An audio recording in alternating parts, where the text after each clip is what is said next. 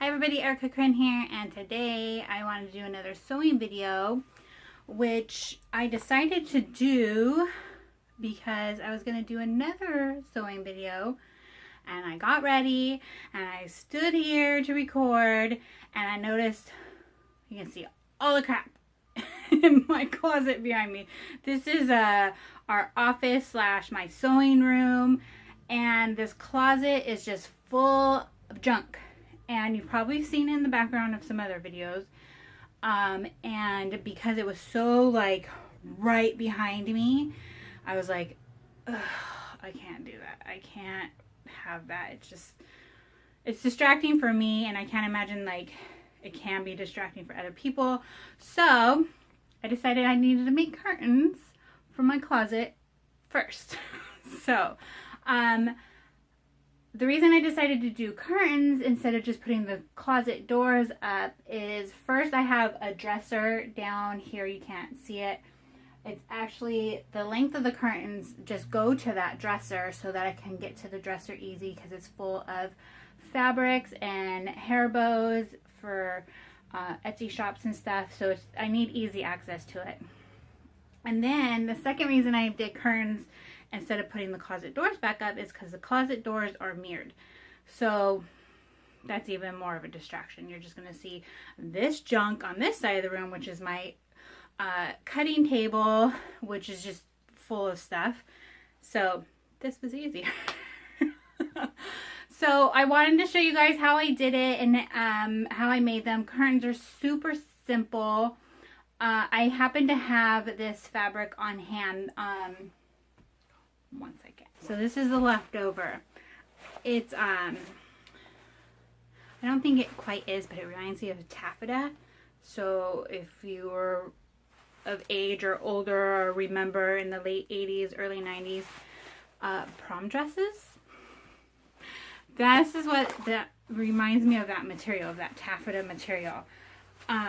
I bought this and I have so much left over because once upon a time, several years ago, a Joann's in my area was closing. And they had crazy sales up to the end. They were having like 85% off everything in the store. So I wanted to make curtains for the place we were living in at the time. So I went down, got a bunch of fabrics, and this is one that I didn't end up using at that time. So I have a bunch of other fabrics, but they're like kind of special, and I don't know what I'm going to do with them yet either. But I didn't want something that was too pattern-y. This does have a pattern, almost like, they're just stripes. So I was going to say plaid, but there's no cross stripe to it. But I wanted something simple that wasn't too distracting in the background. So that's why I picked this out of my pile of fabrics. And yeah, so pretty much you just need fabric that you like. Measure from the top to the bottom, so the height and then the length. And this is, I did two panels, which most curtains are done in 2 or more panels. And like I said, just, and then your length of whatever you want, and then the width. And the width, you want it a little bunchy, so that probably determines on how many panels you're gonna do, or if you find a fabric that is wide enough to begin with, which this one was, then you don't have to worry about more than like 2 panels. But yeah, so that's what I'm making in this video, and I don't think there's anything else I need to say before we get into it. So let's get into it. I hope you guys enjoy, and I'll see you soon. Bye. All right, my first step is cutting the length of the fabric, which I'm doing about 54 inches long, which I'm lucky is just a little bit longer than my ironing board here. So you have my fabric measuring tape here underneath it. So I'm going to lie it out. Oop, hi puppy. Lie it out like this. And then I'm going to take this white pencil, and I'm just gonna mark right here. It's kind of hard using my left hand because I'm feeling. Okay, so now I'm gonna do that one more time. Okay, so I have both of those marked off. One's here and one's over there somewhere. I'm gonna, luckily, the fabric that I had left over, or that I had, already has lines on it. So I'm just gonna cut along this already, I'm gonna cut along this already decorative line here. If you don't have that, I suggest having a yardstick, which if you don't know is 3 feet long, and slowly mark them up and do several, like this would be your first mark, and then you make another mark down here, and it will take longer, and then connect them all together and cut it so that you have an even line. I'm not even positive I'm going to have an even line doing it. Hopefully this is printed on here straight. I'm just not that picky. So I'm going to go ahead and cut that now.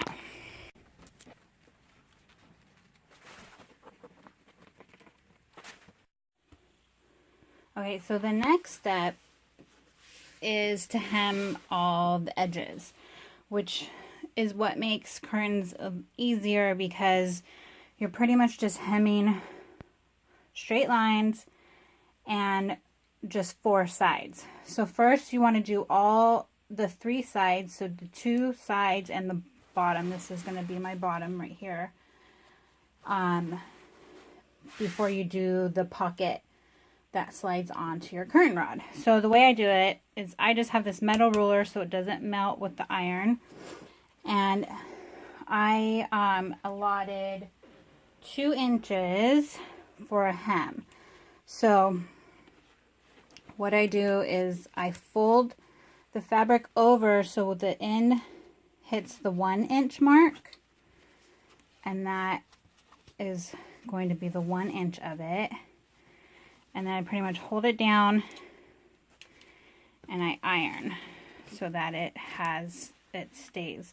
If you're not using fabric that holds an iron, you pretty much just fold it down and then pin it.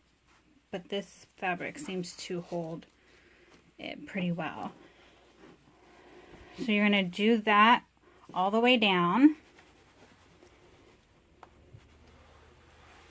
Just keep moving your ruler down and ironing it. I did the first fold, and now you can kind of, I'm going to eyeball it because I already have it. And then you're going to fold it over again so that your raw edge, so this raw edge is folded in, and it will be sewn in, and you don't have to see it. So those are the 2 folds and irons you're gonna do on the 3 sides. Actually, I should say you're gonna do it on the 2 sides first. Sew those and then do the bottom is what I should say, because then you have the sides, they're gonna get folded with the bottom and top hem, so you want to do the sides first. Okay, so now that I have my 2 sides ironed for hemming, I'm just going to do 1 straight stitch all the way down. And I guess I should have said this. Mine looks the same on both sides, but usually there's a wrong side and a right side of fabric. The wrong side, of course, is the inside, the not so usually colorful side, and the right side is the side you want everybody to see. So you want to fold the hems in towards the wrong side, the inside of the fabric. So now that's done. So now just do 1 quick stitch, straight stitch down each side. So now I'm going to hem or iron to hem the bottom, but I wanted to show you guys I left this raw instead of folding it over like when I ironed it, because I realized as I sat and did the other side of my sewing machine that when I measured the length of the rod where I'm hanging it up, I actually measured shorter than when I actually put it up. I had to make it a little bit longer. So now I wanted to leave it so just in case it didn't affect the length. And so I want to show you how I'm going to do. I'm going to do the same thing with the bottom hem. I'm going to leave the edge raw. So it's pretty much, so you have the sides so that when you hem the bottom, you're pretty much just folding it up. And so the bottom is already, the sides are already hemmed so that it's easier just to fold them up right into the bottom hem. So I'm going to just do one fold, but if you want to do two to make it more, so the raw edge isn't showing, that's totally up to you. So I'm going to do the same thing. I'm just going to eyeball this to make it a little bit faster. And because I have this pattern line, I'm going to do that. And then I'm just going to iron it. And then I'm going to go sew it. Okay, so now I'm on to the top hem, which will be the pocket for the curtain rod. So this is the one that you want to be a tiny bit more accurate. I'm still a little bit loose about it, but I am going to measure because depending on the thickness of the curtain rod depends on how much you need this hem to be. And okay, I went and got my pins because sewing the bottom hem, sewing the fabric this way, if you can see, it looks wrinkly, but that is just the fabric. It has these little ripples in it. So when I was sewing the bottom hem, it did like to move and kind of crumble up on itself. So I'm going to try to prevent that by pinning it this time. So what I did is I allotted 2 inches for my pocket, which means you actually need 4 inches if you're not going to do a if you're going to do a raw edge. If you're going to do a raw edge, then you just need however many inches you want the pocket to be deep times 2, because that also, if you do 2 inches, it's also 2 inches on the other side that you're taking away from the length. So if you want a clean edge, I suggest doing a very small ironing hem, and then you'll do your allotted. So then I would do my 2 inches, but I'm not going to do a clean hem or tucking in this raw edge because I don't really care about it. And so same thing, I'm going to take my ruler. Hopefully I can get this all in frame for you guys. And I'm going to fold this up to 2 inches. And what I do is then just slide the ruler, keeping the fabric at 2 inches. Slide the ruler down so it's tucked in there. And then I fold it over. So this looks like it's 2 inches is about, it's a little bit over this black strip. So I'm going to go ahead and iron this part.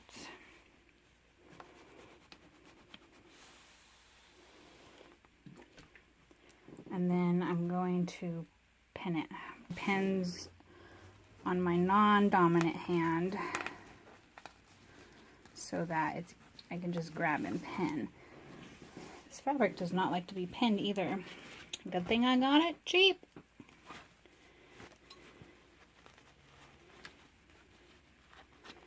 So if you're new to sewing, I like to put my pins, I'm going to run it through my machine this way. So it will be thread through my sewing machine this way. I like to have my pins on my dominant side the tops of the pins on my dominant hand side, because as it's running through the machine, I can pull them out easier.